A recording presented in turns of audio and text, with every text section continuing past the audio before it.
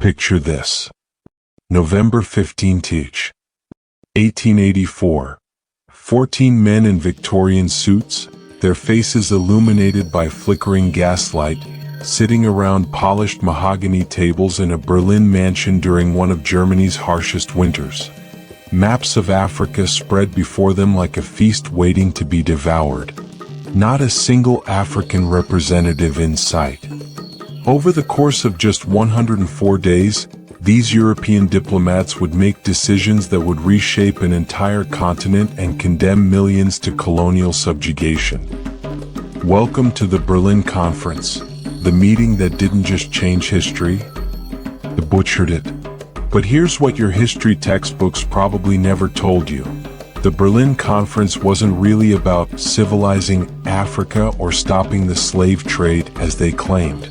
It was the most sophisticated land grab in human history, orchestrated by one man's ruthless ambition and Europe's insatiable hunger for resources. In those 104 days, they would divide 11.5 million square miles of African territory, that's nearly 4 times the size of the United States, without consulting a single African leader. Today we're going to uncover the real reasons behind this colonial conspiracy that left scars still bleeding across Africa today. The mastermind behind this gathering wasn't some humanitarian concerned about African welfare. Otto von Bismarck, Germany's Iron Chancellor, had a problem. A massive one. Germany was late to the colonial game, and other European powers were already carving up the world's most resource-rich continent among themselves. France controlled vast territories spanning from Algeria to Senegal. Britain dominated the Gold Coast and had trading posts dotting Africa's coastlines. Portugal claimed ancient rights to Angola and Mozambique, dating back to the 1400s. But there was one player who threatened to upset everyone's carefully laid plans. Before those 14 Europeans sat down to carve up Africa in that Berlin conference room, this continent was home to some of the most magnificent civilizations the world has ever known, while Europe was struggling through the Dark Ages. African kingdoms were conducting international diplomacy, building universities that attracted scholars from across the known world, and controlling trade networks that stretched from the Atlantic to the Indian Ocean. The Africa that Europeans claimed to be civilizing was already more civilized than most of Europe had ever been. Let's start with the Mali Empire, a kingdom so wealthy that when Emperor Mansa Musa made his pilgrimage to Mecca in 1324, he gave away so much gold in Cairo that it caused inflation for a decade. Mali controlled the gold mines of Bambuk and Bure, and their empire stretched over 1,200 miles, larger than Western Europe. Their capital, Niamey, was a cosmopolitan center where merchants from North Africa, the Middle East, and beyond came to trade. The emperor's court maintained diplomatic relations with kingdoms across Africa and beyond, conducting sophisticated international politics that Europeans of the time could barely comprehend. Then there was Timbuktu, a name that became synonymous with the ends of the earth for Europeans, but was actually one of the world's greatest centers of learning. The Sankore University attracted over 25,000 students from across Africa, the Middle East, and even Europe. Its library contained over 700,000 manuscripts covering mathematics, astronomy, medicine, literature, and law. While European universities were just beginning to emerge from medieval scholasticism, Timbuktu's scholars were performing surgical operations, calculating planetary movements, and debating complex legal theories. These weren't primitive people waiting for European enlightenment. They were the teachers Europe never acknowledged.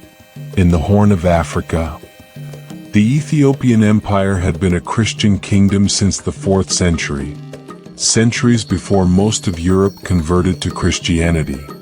Their capital, Lalibela, featured churches carved entirely from solid rock, architectural marvels that still leave engineers amazed today. Emperor Haile Selassie.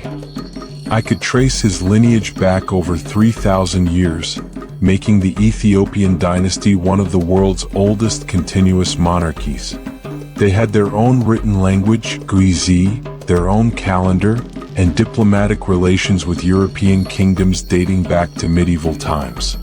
Yet somehow, Europeans would later claim they were bringing Christianity to heathen Africa. In southern Africa, the Kingdom of Zimbabwe built massive stone cities without using any mortar. Architectural techniques so advanced that early European colonizers refused to believe Africans could have built them. The great enclosure's walls reached 36 feet high and stretched for over 800 feet. This wasn't just impressive architecture. It was the capital of a trading empire that exported gold to India and China, imported porcelain and silk, and controlled commerce across the entire region. Archaeological evidence shows they were smelting gold and creating sophisticated jewelry while most Europeans were still living in wooden huts. But here's where the European deception began. Those famous explorers that your history books celebrate, David Livingstone, Henry Morton Stanley, John Hanning Speke, they weren't brave adventurers seeking knowledge for humanity's benefit. They were corporate agents, funded by trading companies and governments with explicit instructions to identify resources and establish territorial claims. Livingstone was funded by the London Missionary Society, but his real mission was mapping trade routes for British commercial interests. Stanley's expeditions were financed by King Leopold II of Belgium with the specific goal of signing treaties that would give Belgium legal claim to Congolese territory. Here's what they don't tell you. Every single European discovery in Africa was made possible by African guides, translators, and local knowledge. Stanley didn't find the Congo River. Africans showed it to him. Speke didn't discover the source of the Nile. African fishermen had known it for millennia. These Europeans couldn't have survived a week in the African interior without African assistance. Yet Western history erased these contributors entirely.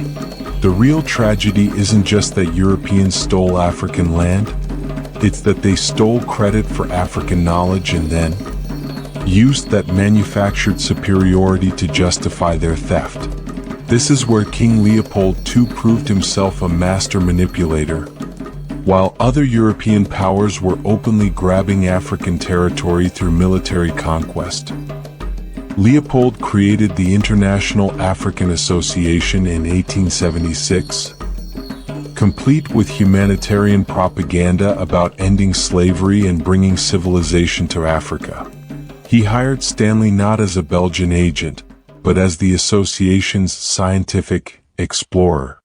Leopold's genius was making his land grab look like charity work.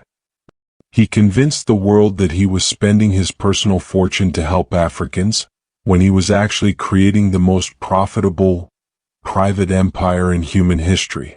Stanley's method was pure fraud. He would arrive at African villages with gifts, mirrors, cloth, alcohol, and sometimes guns, and present treaties written in languages the chiefs couldn't read. These agreements claimed to transfer not just trading rights, but complete sovereignty over vast territories. Chiefs thought they were signing friendship pacts or trade agreements. They were actually signing away their kingdoms. In just 5 years, Stanley collected over 400 of these fraudulent treaties, giving Leopold legal claim to 905,000 square miles of Central Africa, an area 76 times larger than Belgium itself. By 1884, Leopold's strategy had worked too well. His Congo territories threatened to block French expansion from their North African colonies to their West African territories. British traders panicked about losing access to the Congo River system. Portuguese claims dating back centuries suddenly seemed worthless against Leopold's modern legal documentation. The stage was set for a European war over African territory. Unless someone could find a diplomatic solution, that someone would be Otto von Bismarck, and his solution would be far more devastating than any war: the legal partition of an entire continent based on European industrial needs rather than African rights. We'll explore exactly what those industrial needs were, and how Europe's mechanical revolution created an insatiable hunger that only African resources could satisfy. By 1880, Europe had unleashed an industrial monster that consumed raw materials at a rate never before seen in human history. Steam engines thundered in Manchester textile mills. Steel furnaces blazed in Germany's Ruhr Valley. Telegraph wires stretched across continents, demanding copper by the ton. The Industrial Revolution wasn't just changing how Europeans lived. It was creating an insatiable appetite that could only be fed by the systematic exploitation of Africa's untapped wealth. This mechanical beast needed to be fed constantly, and Africa was about to become its primary victim. Let's start with rubber, the oil of the 19th century. The bicycle craze that swept Europe in the 1880s created unprecedented demand for rubber tires. Every steam engine needed rubber seals and gaskets. The new electrical industry required rubber insulation for safety. But here's the critical fact: rubber only grew naturally in tropical regions, and the Amazon was too far and too dangerous for European control. Africa's rubber vines, however, were accessible and defenseless. The Congo Basin alone contained enough rubber to supply European industry for decades. King Leopold II understood this perfectly. His Congo territories weren't just land, they were the key to Europe's mechanical future. Then came the telecommunications revolution. By 1884, over 650,000 miles of telegraph wire connected European cities, but expansion required enormous quantities of copper. The new telephone systems demanded even more. German electrical companies like Siemens were consuming thousands of tons annually. Britain's submarine telegraph cables connecting their empire required copper that European mines simply couldn't provide. Central Africa's copper deposits, particularly in what would become the Democratic Republic of Congo and Zambia, contained some of the world's richest ore. European industrialists weren't just interested in African copper. They were desperate for it. Europe's growing middle class developed an obsession with ivory that drove African elephants toward extinction. Piano manufacturers needed ivory keys for the musical instruments that every respectable household demanded. Billiard halls required ivory balls for the gentlemen's games sweeping European cities. Ladies' fashion demanded ivory combs, buttons, and jewelry. The average European piano consumed tusks from 2 elephants. By 1880, London's ivory market was processing over 800 tons annually, representing the deaths of approximately 65,000 African elephants every year. This wasn't luxury, it had become industrial necessity for Europe's cultural aspirations. The Victorian era's obsession with cleanliness created another African dependency: palm oil. European soap manufacturers consumed thousands of tons monthly for their products. Candle makers needed palm oil for illumination before electricity became widespread. Textile mills used palm oil in their manufacturing processes. The British firm Lever Brothers alone imported over 3,000 tons of West African palm oil annually by 1884. This single company's demand required the labor of hundreds of thousands of Africans who were gradually being forced into European-controlled production systems. What Europeans called legitimate trade was actually the systematic transformation of African agriculture into European supply chains. But Africa wasn't just a source of raw materials. It represented the ultimate market expansion opportunity. Europe's factories were producing goods faster than European populations could consume them. Africa's 200 million people represented untapped consumers for European textiles, tools, alcohol, and manufactured goods. German industrialists calculated that if every African bought just one European tool per year, it would employ thousands of German workers. British textile manufacturers dreamed of clothing an entire continent in Manchester cotton. This wasn't just about extraction. It was about creating captive markets for European industrial surplus. The steamship revolution made African exploitation finally feasible on an industrial scale. Before steam power, European ships were limited to coastal trading posts because African rivers were too dangerous and unpredictable for sailing vessels. Steam-powered gunboats could now navigate deep into the African interior, bringing European military power directly to African kingdoms. The railway boom meant that once territories were conquered, their resources could be extracted efficiently. Leopold II's agents were already planning railway lines from the Congo's interior to the Atlantic coast. Infrastructure designed not for African development, but for European resource extraction. European banks and corporations were financing territorial conquest as business investments. The British South Africa Company raised £1 million in capital specifically to conquer and exploit southern African territories. German banks financed expeditions to East Africa with detailed profit projections based on resource extraction. French investment syndicates calculated returns on West African palm oil plantations. This wasn't government colonialism. This was corporate colonialism, where private companies funded military conquest because the potential profits were so enormous that war became a sound business strategy. European industrialists had solved their labor problem through a simple calculation. African labor cost virtually nothing compared to European wages. A European factory worker might earn 30 shillings per week. An African laborer could be forced to work for food rations costing less than 2 shillings monthly.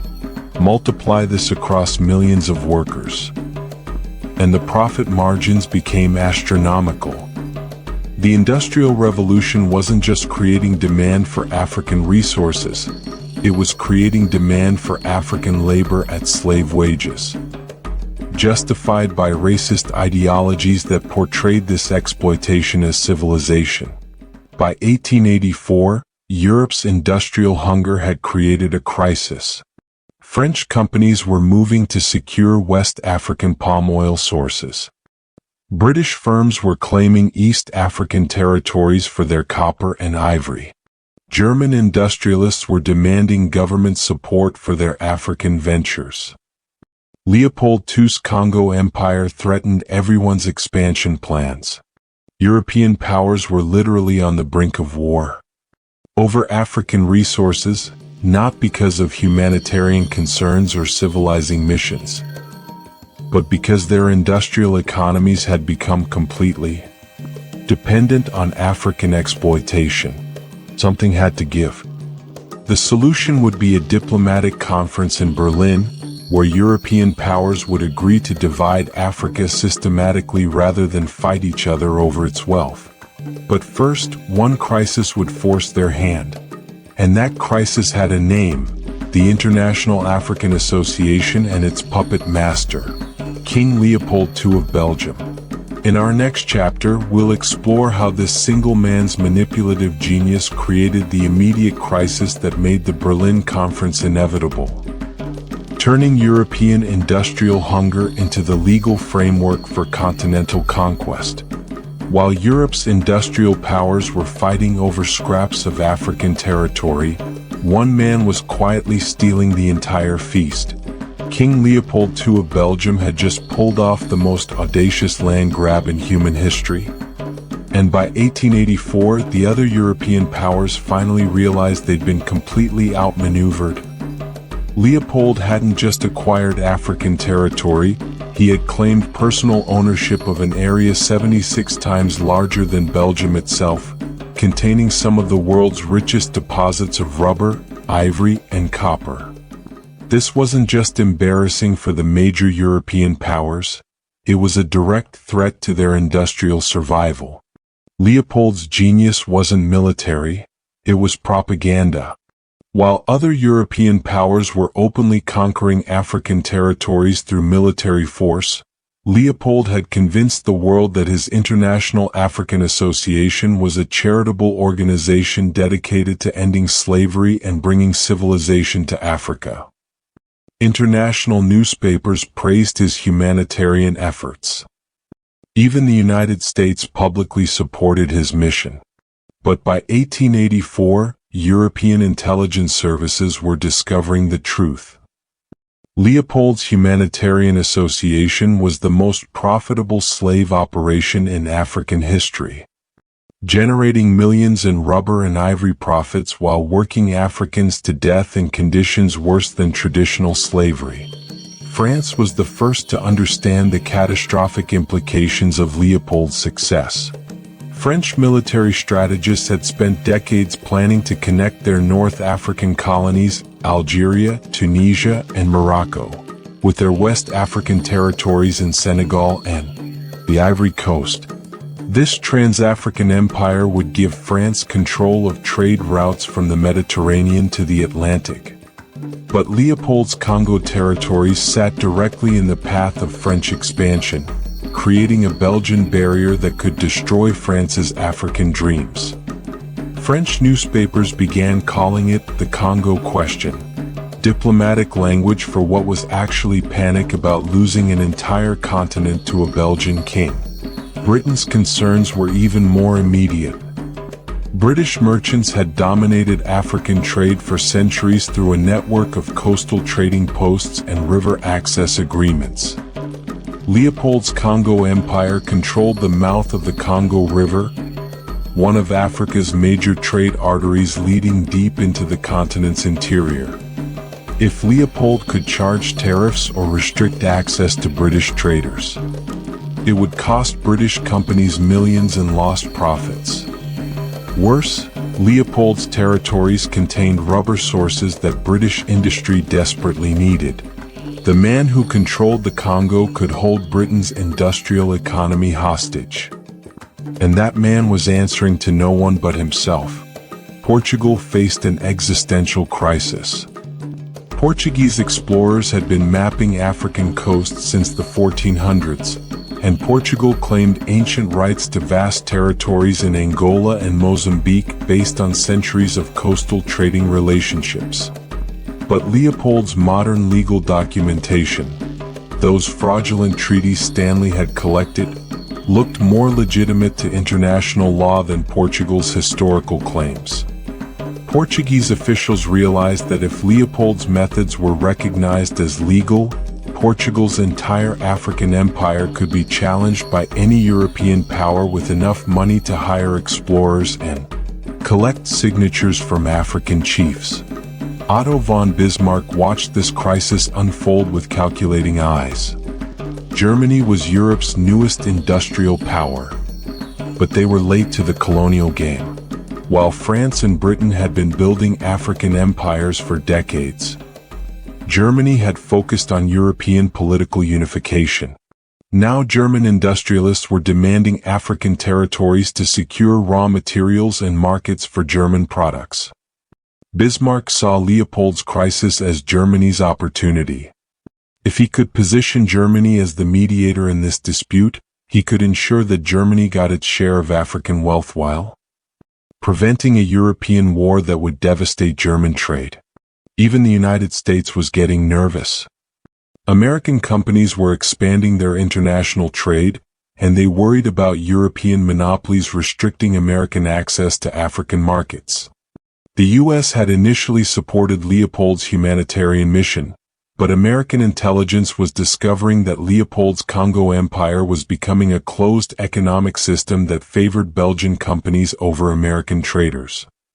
President Chester A. Arthur's administration began pressing for international agreements that would guarantee American commercial rights in Africa, adding another layer of complexity to the European crisis. By late 1884, the situation was becoming genuinely dangerous. French military units were being prepared for potential Congo operations. British naval forces were positioning near African coasts. Portuguese colonial administrators were arming local militias. European newspapers were openly discussing the possibility of war over African territories. The industrial stakes were so high that European powers were willing to fight each other rather than let competitors gain exclusive access to African resources. This wasn't diplomatic posturing. This was preparation for actual warfare over African wealth. Bismarck realized that this crisis was his masterpiece of diplomatic manipulation. He could use the Leopold problem to force all European powers into a negotiation where Germany would have equal standing with established colonial empires like Britain and France.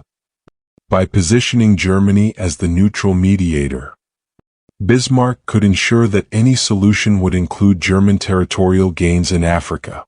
More importantly, he could create legal frameworks that would legitimize European colonial expansion while preventing European wars that would disrupt German trade and industrial growth. In October 1884, Bismarck made his move. He sent formal invitations to 14 nations for a conference on West African affairs and the Congo question. The invitation was diplomatically polite, but the subtext was clear. Either European powers would sit down and divide Africa peacefully, or they would fight each other over Leopold's territories and destroy European stability in the process. Every invited nation understood that this wasn't really about humanitarian concerns or geographic accuracy.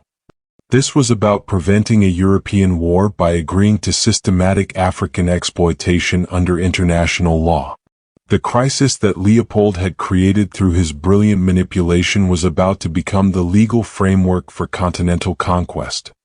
In Berlin, during the winter of 1884 to 1885, 14 European powers would sit down to solve the Congo question by creating something far worse: the complete partition of Africa under European colonial rule.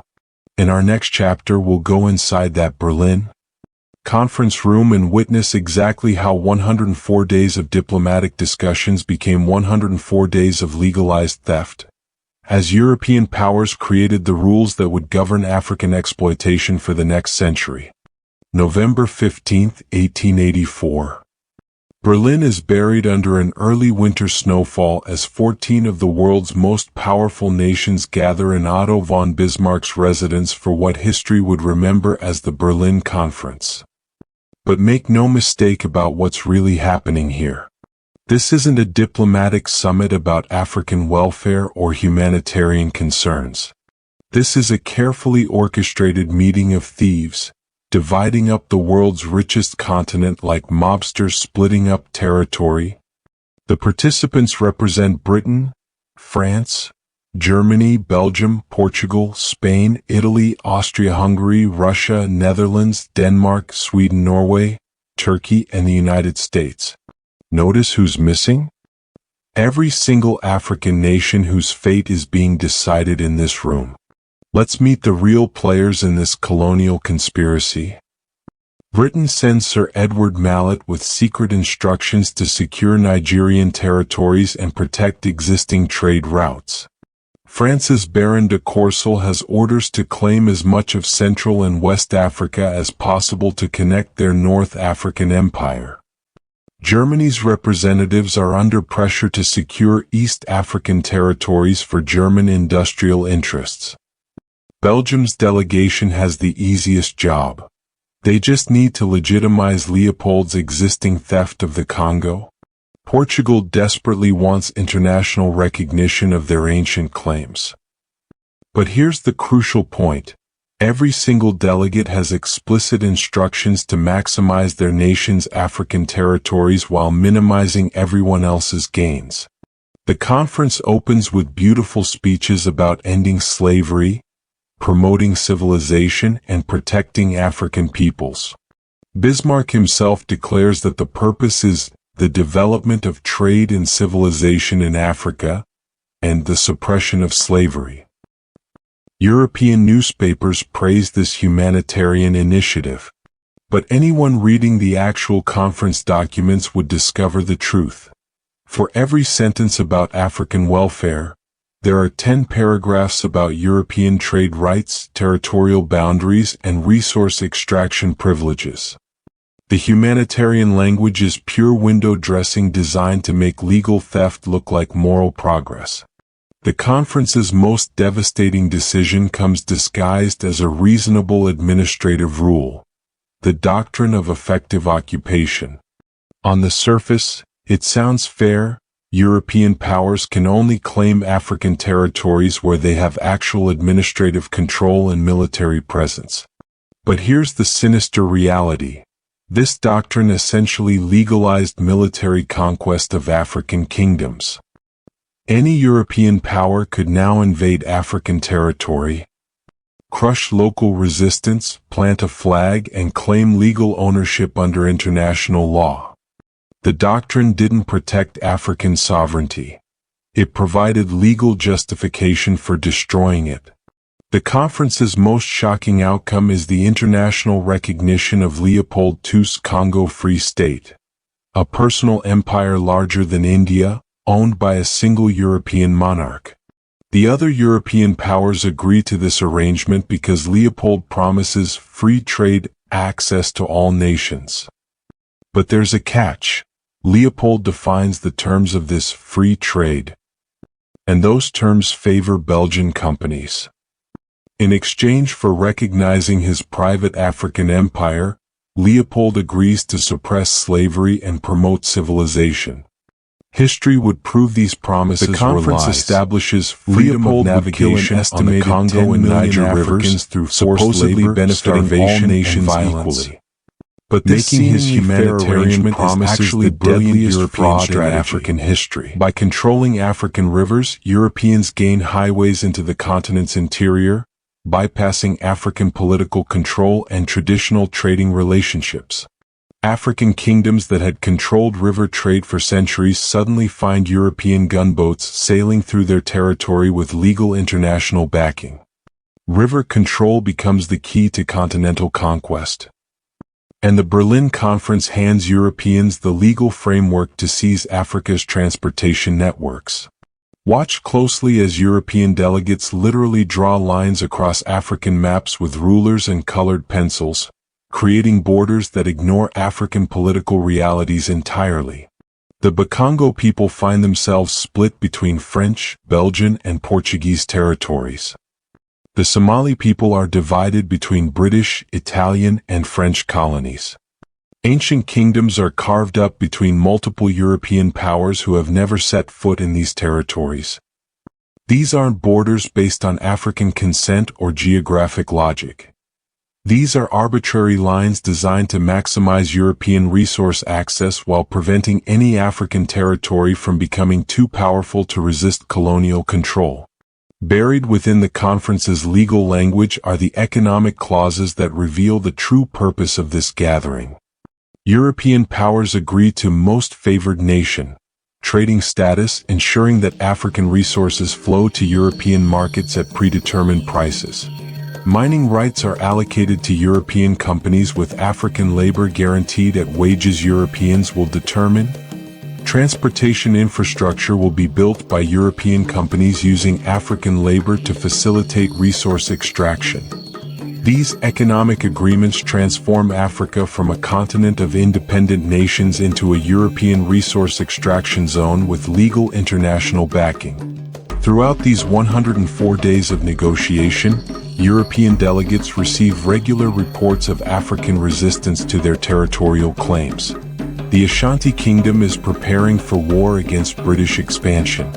Ethiopian Emperor Menelik II is building an army to resist Italian invasion. Zulu warriors are organizing against German East African companies. But none of this African opposition influences the conference decisions. European delegates treat African resistance as a technical problem to be solved through military force, not as legitimate political opposition to their territorial claims. The conference proceeds as if Africans have no right to resist European occupation of their own continent. February 26, 1885. After 104 days of negotiations, the representatives of 14 European powers signed the General Act of the Berlin Conference. They toast their successful diplomacy with champagne while European newspapers celebrate this triumph of international cooperation. But let's call this what it really was: the largest theft in human history, conducted with legal precision and international legitimacy. In 104 days, these 14 European powers had just stolen an entire continent, condemned millions of Africans to colonial subjugation, and created the legal framework that would justify decades of systematic exploitation. The ink on their signatures was barely dry when European military forces began implementing these Berlin decisions across Africa. What had been agreed to on paper in a Berlin conference room would now be enforced at gunpoint across African villages, kingdoms, and territories. In our next chapter, we'll witness the brutal reality of how these diplomatic agreements were transformed into military conquest, as European armies began the systematic destruction of African political independence that the Berlin Conference had just made legal. Imagine the biggest, most unfair race in history. But this wasn't a race around a track. This was a race across an entire continent. After the Berlin Conference ended in 1885, European countries didn't just walk home with their new maps. Oh no, they ran. They ran as fast as they could to grab their pieces of Africa before someone else could take them. It was like musical chairs, but instead of chairs, it was entire kingdoms, and instead of music stopping, it was the sound of gunfire that marked who won each round. But here's the thing about that Berlin Conference. Remember how they said countries had to effectively occupy their territories? Well, effectively occupy was just a fancy way of saying take over by force. And that's exactly what happened. The Europeans had something Africans didn't have much of: advanced weapons. While many African warriors fought with spears, shields, and traditional weapons that had served them well for centuries, the Europeans brought rifles, cannons, and machine guns. One machine gun could fire 600 bullets per minute. Imagine trying to fight that with a spear, no matter how brave you were. But this doesn't mean Africans gave up without a fight. Oh no. Some of the bravest battles in human history happened during this time. Let me tell you about some real heroes. In South Africa, the Zulu king Cetshwayo and his warriors shocked the world by defeating the British at the Battle of Isandlwana in 1879. For one day, spears beat rifles through incredible courage and brilliant tactics. Ethiopian Emperor Menelik II on horseback, wearing traditional Ethiopian royal robes with the Ethiopian flag behind him. In Ethiopia, Emperor Menelik II did something almost impossible. He defeated the Italians at the Battle of Adwa in 1896. Ethiopia remained free and became a symbol of hope for all of Africa. But for every victory like this, there were dozens of defeats. The numbers were just too uneven. Once the Europeans took control, they didn't just want to plant their flags and leave. They wanted to get rich, very, very rich. And they decided Africa would make them that money. They forced Africans to work in diamond mines, gold mines, and rubber plantations. In the Congo, King Leopold of Belgium was so cruel that millions of people died. If workers didn't collect enough rubber, soldiers would cut off their hands as punishment. The wealth from Africa built beautiful palaces in Europe while Africans suffered and died in their own homeland. But the Europeans didn't just take Africa's wealth. They tried to take away what made Africans African. They banned traditional languages and forced children to speak only European languages. They said African religions were wrong and forced people to convert to Christianity. They destroyed ancient art and called it primitive. Imagine someone coming to your home, taking all your family photos, telling you that your family's traditions were wrong, and forcing you to live exactly like them. That's what happened to entire African civilizations. Now here's the shocking part, and this is our cliffhanger that leads us to today. Look at a map of modern Africa. See those straight lines cutting across the continent? Those aren't natural borders following rivers or mountains. Those are the same lines European men drew in Berlin in 1885. Those lines split families, divided ethnic groups, and mixed traditional enemies together. And here's the biggest question of all. How do decisions made by men in suits in Berlin 140 years ago still affect every single person living in Africa today? How did those lines on paper become the roots of modern conflicts, economic challenges, and political struggles? And most importantly, how are today's Africans working to overcome this colonial legacy and build their own future? That's what we'll discover next time, when we explore how the past connects directly to the present in ways that might surprise you. The story isn't over. In fact, the most important chapters are still being written today. What if I told you that decisions made by 14 men in a room in Berlin 140 years ago are still killing people in Africa today? What if those lines drawn on maps with rulers and pencils in 1885 are the reason families can't visit each other, why wars break out, and why some of the richest countries on Earth in terms of natural resources remain among the poorest in terms of human development? This isn't ancient history we're talking about. This is the daily reality for over 1.3 billion Africans living today.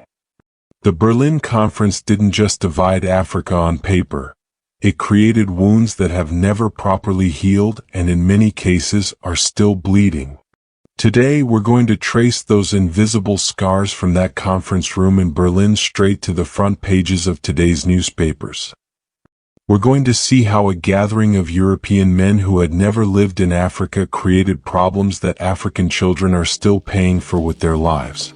But we're also going to see something incredible, how Africans are fighting back, reclaiming their heritage, and building a future that those men in Berlin never could have imagined. Let's start with the most obvious scar, those borders. Look at any map of Africa and you'll see something that exists nowhere else in the world to this extent. Perfectly straight lines cutting through a continent.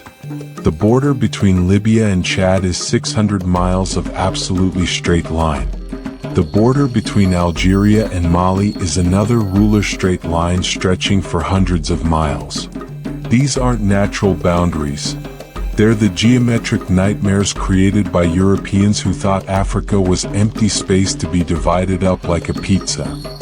But the real tragedy isn't just that these borders are artificial. It's what they did to real people. The Somali people were split between 5 different countries: Somalia, Ethiopia, Kenya, Djibouti, and what's now part of Somalia again. Imagine if someone drew a line through your neighborhood and suddenly half your family lived in a different country with different laws, different money, and different languages being taught in school.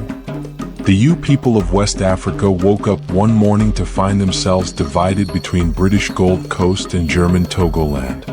Families were literally split down the middle. Today, these artificial borders are the root of countless conflicts. In Rwanda, the Belgians favored the Tutsi minority over the Hutu majority, creating ethnic tensions that didn't exist before colonialism. When Rwanda gained independence, these artificial divisions exploded into one of the worst genocides in human history. In 1994, in just 100 days, nearly 1 million people were killed, largely because of ethnic divisions that Europeans had created and exploited for 70 years. The same pattern repeats across the continent. In Nigeria, the British forced together over 250 different ethnic groups who had never been united before. The Yoruba in the south, the Hausa in the north, The Igbo in the east, each with their own languages, religions, and traditional governments. When Nigeria gained independence, civil war was almost inevitable. The Biafran War from 1967 to 1970 killed over 1 million people, many of them children who starved to death. But borders weren't the only trap left by the Berlin Conference. The economic system created during colonialism never really ended. It just put on a disguise and kept going. Today we call it neocolonialism, which means new colonialism. It looks different on the surface, but the results are remarkably similar to what happened 100 years ago. Here's how it works.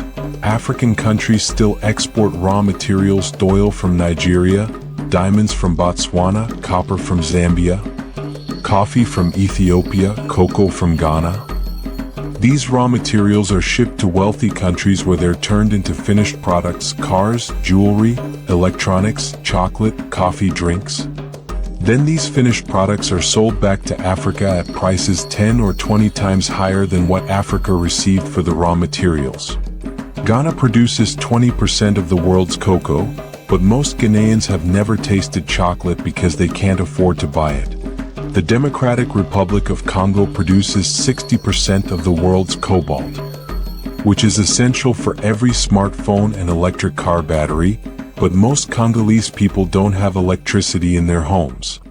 It's the same pattern that was established during the Berlin Conference.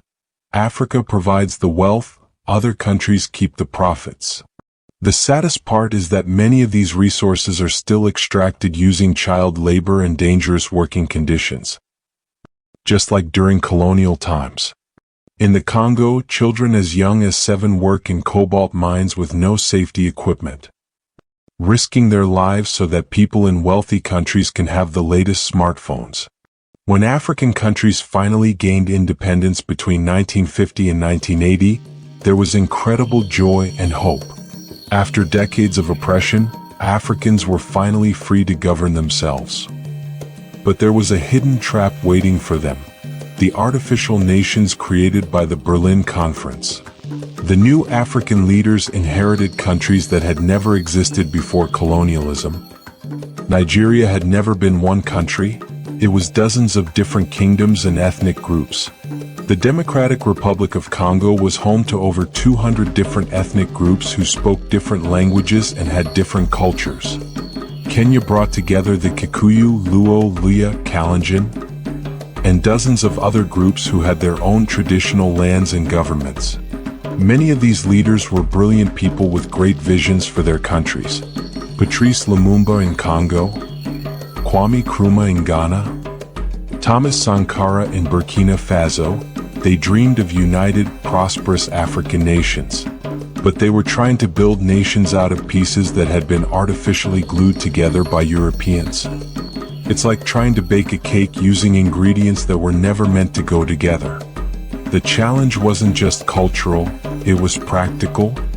How do you create one education system for a country with 200 different languages?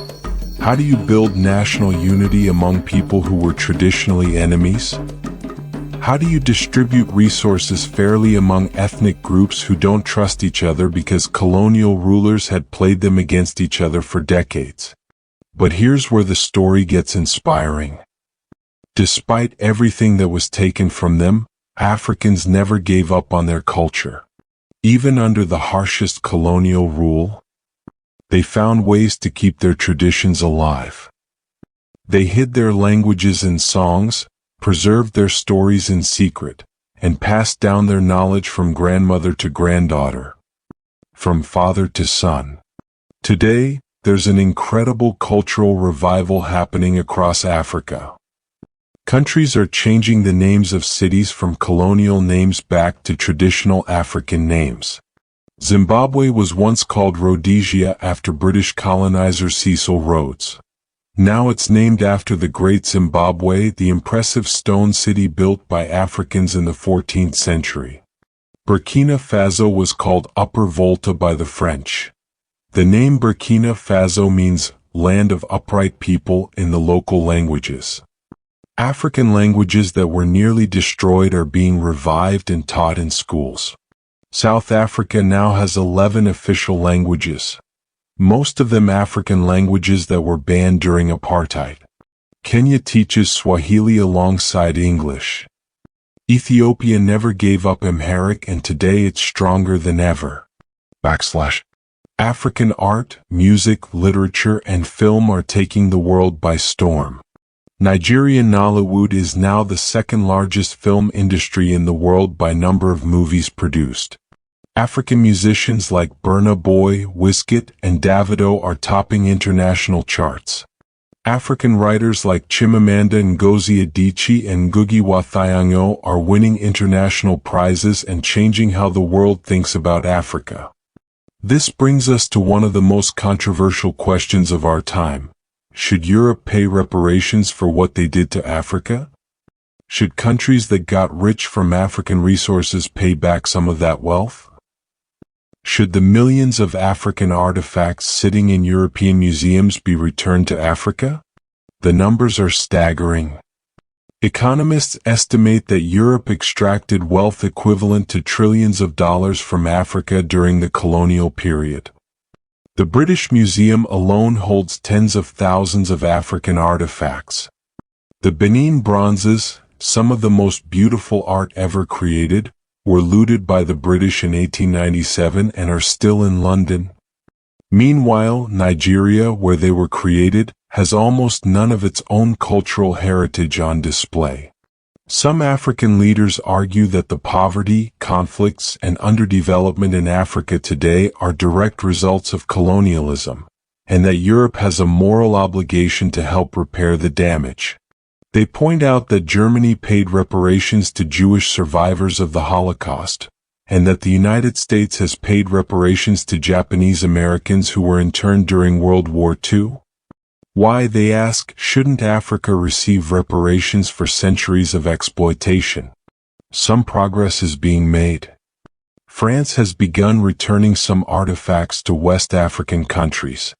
Germany has acknowledged the genocide they committed in Namibia and agreed to pay development aid. But most European countries resist the idea of formal reparations, arguing that too much time has passed and that current generations shouldn't be held responsible for the crimes of their ancestors. But here's something that might shock you.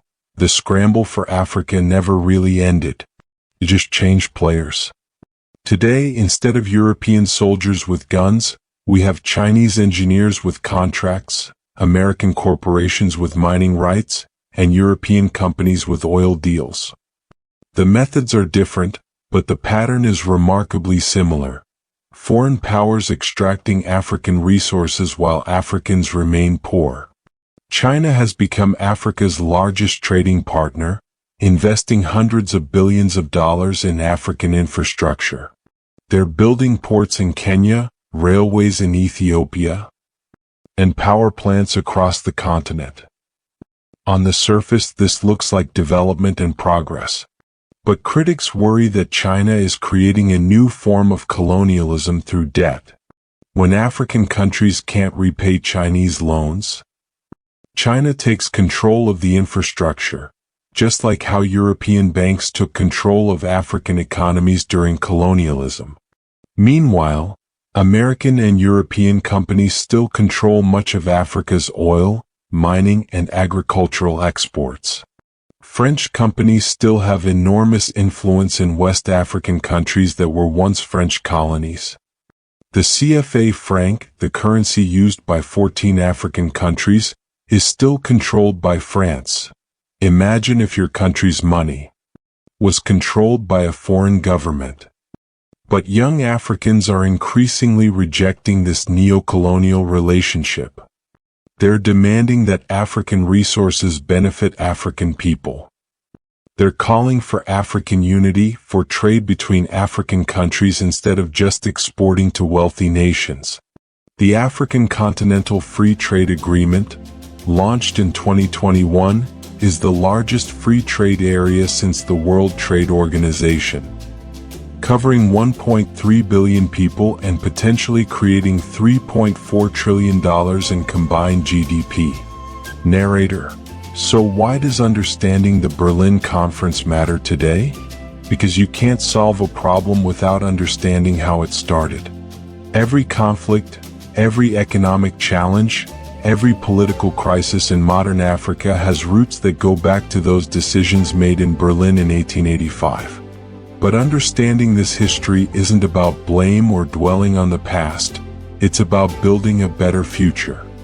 When Africans understand that their current borders were drawn by foreigners, they can work more intelligently to build unity across ethnic lines. When they understand that their economies were designed to serve European interests, they can redesign them to serve African interests. When they understand that their cultures were systematically attacked and devalued, they can work to rebuild and celebrate their heritage with confidence. The dream of African unity that was interrupted by the Berlin Conference is being revived by a new generation of African leaders. They're building institutions like the African Union, creating an African passport for continental travel, and working toward economic integration that could make Africa one of the world's most powerful regions. Today's Africa has over 1.3 billion people. 60% of them under age 25? This young population is the most educated in African history, more connected to the world than ever before, and determined to write their own story rather than have it written for them by outsiders. They're creating technology companies in Kenya, film industries in Nigeria, renewable energy solutions in Morocco, and innovative farming techniques in Rwanda. The men who met in Berlin in 1885 thought they were dividing up a dark continent full of primitive peoples. They couldn't have been more wrong. Africa was the birthplace of human civilization, home to great empires and innovations, and it will be again. The scars left by the Berlin Conference are real and they're deep. But scars also show where healing has begun. And across Africa today, that healing is happening faster and stronger than those men in Berlin ever imagined possible. The Berlin Conference tried to steal Africa's future. But the future belongs to Africans, and they're taking it back, one innovation, one cultural revival, one act of unity at a time. The story that began with the brutal scramble for Africa is being rewritten as the inspiring story of Africa's Renaissance. And that story is just beginning.